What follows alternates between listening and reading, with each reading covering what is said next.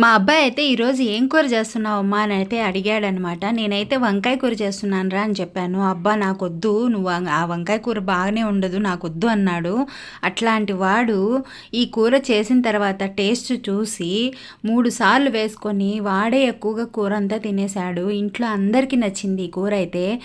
చాలా చాలా టేస్టీగా ఉందన్నమాట. నేను 1/2 కిలో అయితే వంకాయలు తీసుకొనేసి ఈ విధంగా కట్ చేసేసుకొని ఉప్పు నీళ్ళలో పెట్టేసుకున్నాను అనమాట. తర్వాత ఒక గిన్నెలోకి ఈ వంకాయలు తీసుకొని ఒక 2 టమోటాలు కూడా చిన్నవిగా కట్ చేసుకొని వాటిని కూడా కొంచెం చేత్తో చిదుముకోవాలన్నమాట. కొంచెం చిదుముకుంటే సరిపోతుంది. మీరు అనొచ్చు నూనెలో వేయించుకోవచ్చు కదా అని, కానీ నూనెలో వేయించుకుంటే ఇంకొక టేస్ట్ వస్తుంది, ఈ విధంగా చేసుకుంటే ఇంకొక టేస్ట్ వస్తుంది. తప్పకుండా ట్రై చేయండి. పల్లెల్లో చేసుకునే విధంగా చేస్తున్నాను. తర్వాత ఇందులోకి ఉప్పు సరిపడా కారం వేసేసేసి వీటిని కూడా ఒకసారి కలుపుకున్న తర్వాత గట్టి పెరుగు వేసుకోండి. పెరుగు కమ్మగా ఉన్నా పర్వాలేదు, కొంచెం పుల్లగా ఉన్నా పర్వాలేదు, మరీ పుల్లగా ఉండద్దు.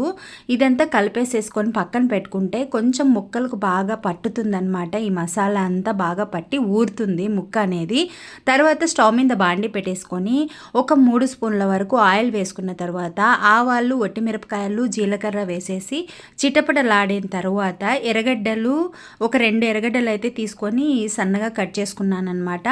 ఇందులోకి 6-7 పచ్చిమిర్చి, కరివేపాకు కూడా వేసేసి ఇవి బాగా ఫ్రై అయిన తర్వాత ముక్క మెత్తబడిన తర్వాత అప్పుడే దంచి పెట్టుకున్నటువంటి అల్లం తెల్లగడ్డ పేస్ట్ కూడా వేసేసి పచ్చివాసన పోయేంత వరకు వేయించుకొని ఈ వంకాయ ముక్కల మిశ్రమాన్ని కూడా వేసేసేసి ఒకసారి కలుపుకున్న తర్వాత ఇందులోకి కొంచెము వాటర్ కూడా వేసేసేసి మూత పెట్టి ఉడికించుకుంటున్నాను అనమాట.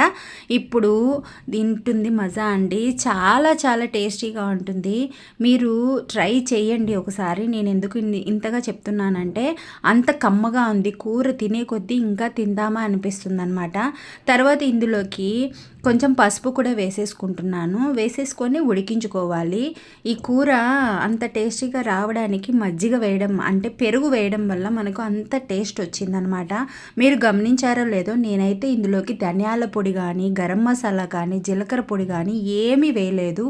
ఉత్త కారం పొడి ఒక్కటే వేశాను. చివరిగా వంకాయ ముక్క బాగా ఉడికిన తర్వాత చింతపండు గుజ్జు, ఒక చిన్న లెమన్ సైజ్ అంత చింతపండు గుజ్జును తీసుకొని ఇందులో వేసేసి ఇంకొక 5 నిమిషాలు మనం ఉడికించుకుంటే సరిపోతుంది.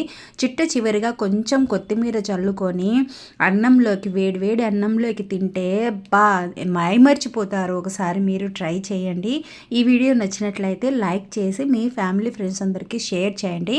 ఓకేనా? వీడియోని సబ్స్క్రైబ్ చేసుకోండి. ఈ వీడియో చూసిన తర్వాత నచ్చిన వాళ్ళు తప్పకుండా. Thanks for watching.